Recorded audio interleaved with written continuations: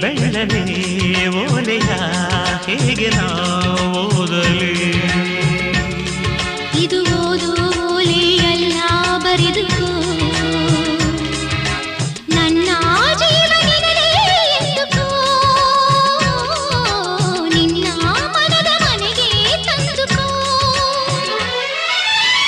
ಈ ಕಂಗಳ ಬಾಗಿಲ ಬಾದರೆಯುವೆ ಬಂದು ನೀ ಸೇರಿಕೋ ಓ ಮೇಘವೇ ಮೇಘವೇ ವಂದನೆ ಸಂಧಾನದ ಪಾತ್ರಕ್ಕೆ ವಂದನೆ